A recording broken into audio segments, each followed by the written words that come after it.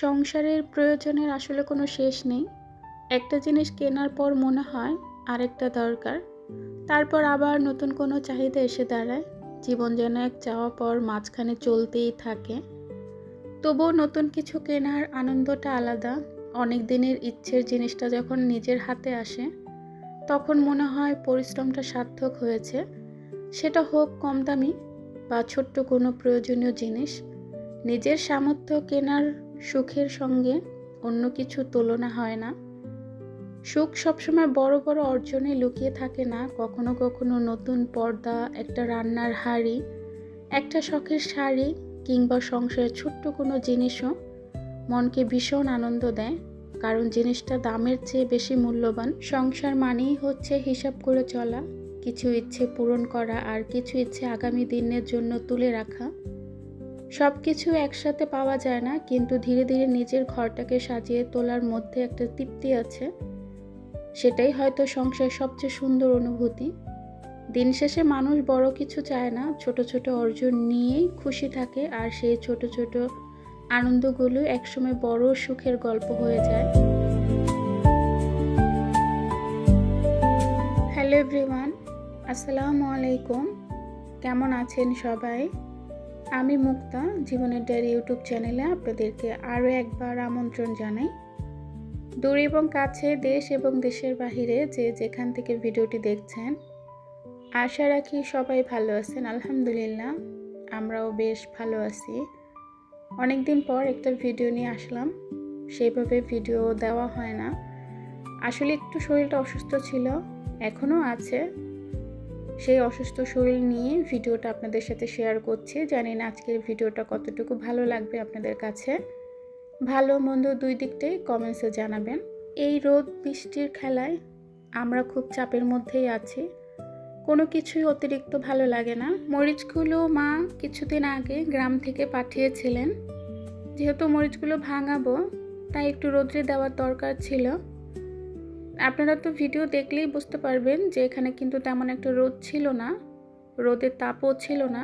তারপরেও মরিচগুলো দিলাম যদি একটু গরম হয় আর মরিচগুলো ভাঙাতে পারি। তো প্রথম আমি একটা শ্রেণীর মধ্যেই দিয়েছিলাম, পরে দেখলাম যে না, ওটার মধ্যে খুব বেশি হয়ে গেছে। তখন বাসা থেকে আবার একটা ব্যাগ এনে তারপর দুইটার মধ্যে দিলাম, যাতে তাড়াতাড়ি মরিচগুলো গরম হয়। বাসায় চলে এসেছি। তো আসার পর সংসারের কাজকর্ম করছিলাম, এর মধ্যে দেখি আবার গুঁড়ি গুঁড়ি বৃষ্টি পড়ছে। দৌড়ে যেয়ে মরিচগুলো নিয়ে আসলাম। অসুস্থ শরীর নিয়ে সংসার সামলানো যে কতটা কঠিন, সেটা শুধু সেই মানুষটাই জানে যে কষ্টের মাঝেও হাসি মুখে নিজের দায়িত্ব পালন করে। আসলে এত বেশি শরীরটা খারাপ, তারপরও সংসার তো থেমে থাকবে না, সংসারের কাজগুলো তো থেমে থাকবে না।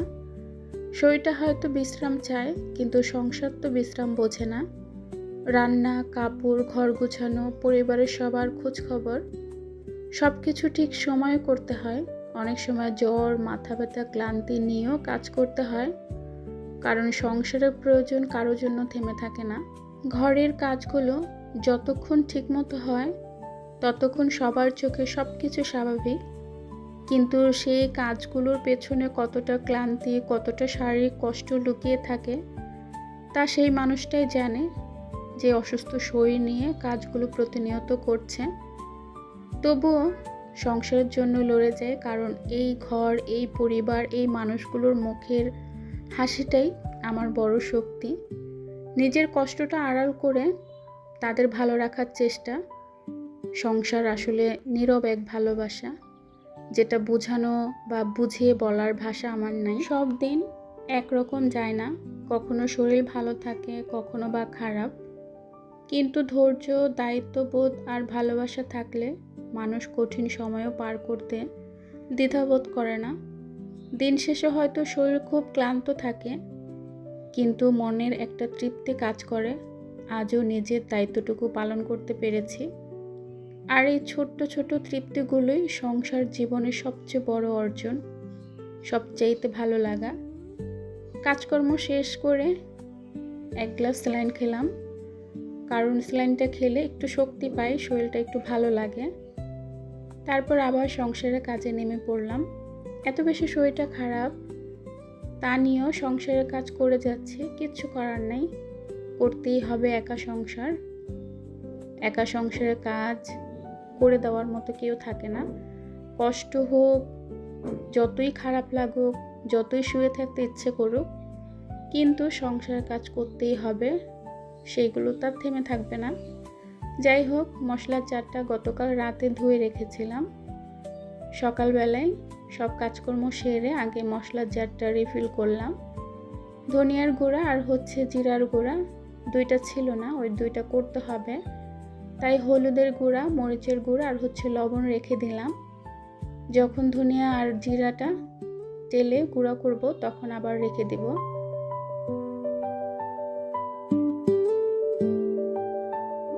জীবনে এমনও দিন আসে যখন নিজের জন্য এক কাপ চা বানিয়ে খাওয়ার ইচ্ছে জাগে, কিন্তু বানানোর শক্তিটা থাকে না।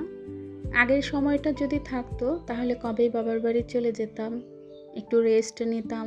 কিন্তু এখন সংসারের কথা, বাচ্চাদের পড়াশোনার কথা ভেবে নিজের চাহিদাটা, নিজের শখ, নিজের বিশ্রাম, নিজের কষ্টগুলো সব মাটি চাপা দিয়ে দেই।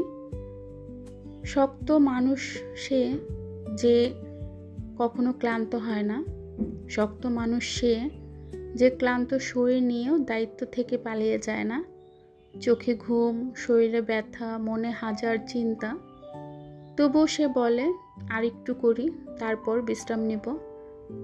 দিন শেষে আয়নার সামনে দাঁড়ানোর হয়তো নিজের খুব ক্লান্ত লাগে, কিন্তু মনের ভেতর যে একটা শান্তি থাকে। আজও পরিশ্রমের জন্য নিজের সাধ্যমতো চেষ্টা করেছি, আর এই নীরব চেষ্টাগুলোর গল্পই আসলে সংসারের সবচেয়ে বড় বাস্তবতা। সব কাজকর্ম শেষ করে চলে এসেছে রান্নাঘরে আসার জন্য তো প্রস্তুতি নিতে হয়েছে, সব কাটাকাটি করে রেডি করতে হয়েছে। পেঁপে দিয়ে আলু দিয়ে ভাজি করলাম, সেই সাথে মুরগির গিলা, কলিজা, হাত পা, সাথে কয়েক টুকরা মুরগির গোশত দিয়ে রান্না করব। মুরগির হাত পা পরিষ্কার করতে হয়েছে, মুরগির গিলা, কলিজা পরিষ্কার করতে হয়েছে। গতকাল মুরগি আনা হয়েছিল, তখন মুরগিটা আমি ওইভাবে ফ্রিজে রেখে দিয়েছিলাম, যেহেতু রাতে আনা হয়েছে। তাই সকালবেলা যখন কাজকর্ম শুরু করব তার আগে মুরগিটা ভিজিয়ে রেখেছিলাম। সেই সাথে আগেরও কিছু কক মুরগির পা, গিলা ছিল, ওইগুলো একসাথে করে আজকে ভুনা করব, একটু ঝাল ঝাল করে ভুনা করব।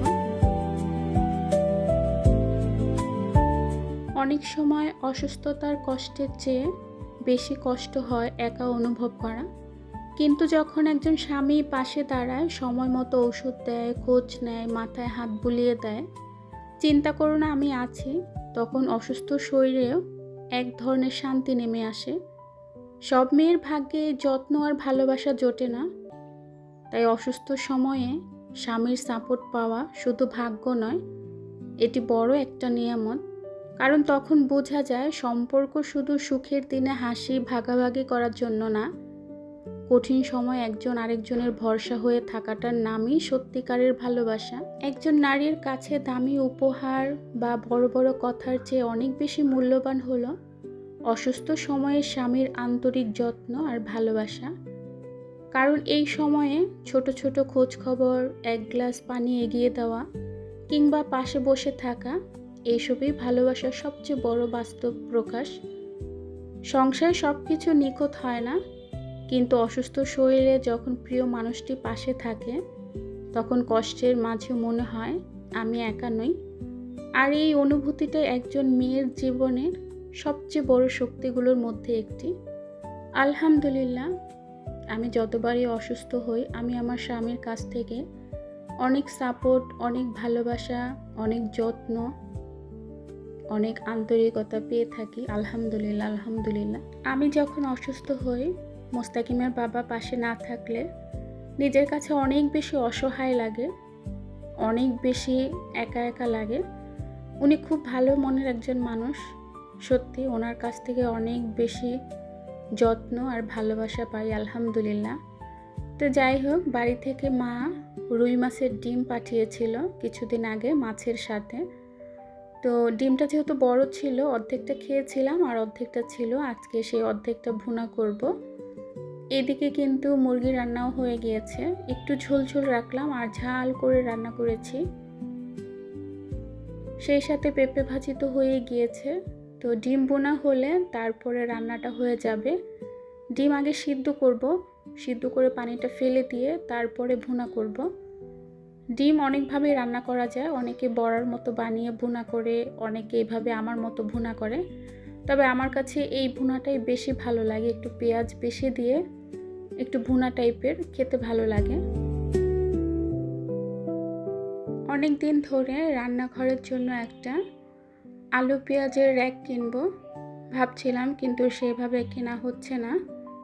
তো আজকে রান্না বাড়া শেষ করে বিকেলবেলা মোস্তাকিমকে যখন মক্তবে দিয়ে এসেছি, তখন ভাবলাম এই সুযোগেই একটা আলু পেঁয়াজের র্যাক কিনে নিয়ে যাই। কারণ সবসময় তো আর বাসা থেকে নামা হয় না, সেইভাবে কোথাও যাওয়া হয় না। এইদিকে কিন্তু ডিম রান্না হয়ে গিয়েছে, একটু জিরা গুঁড়া দিয়েছিলাম, সেই সাথে ধনিয়া পাতা দিয়ে ডিম ভুনাটা নামিয়ে নেব। মোস্তাকিম আগে ডিম ভুনাটা একদমই খেতে চেত না, এখন দেখি একটু খায়, ওর কাছে হয়তো এখন আস্তে আস্তে ভালো লাগছে। ডিম ভুনা আমার কাছে বরাবরই অনেক ভালো লাগে, আমি ছোট থেকে ডিম ভুনাটা অনেক বেশি পছন্দ করি। সবসময় মা বাড়িতে যখন মাছ ধরা হয়, মাছের পেটে যখন ডিম হয়, সেই ডিমটা মা রেখে দেয়, তো আমার জন্য সবসময় পাঠিয়ে দেয়, আর আমি এইভাবে ভুনা করি, আমার কাছে ভীষণ ভালো লাগে।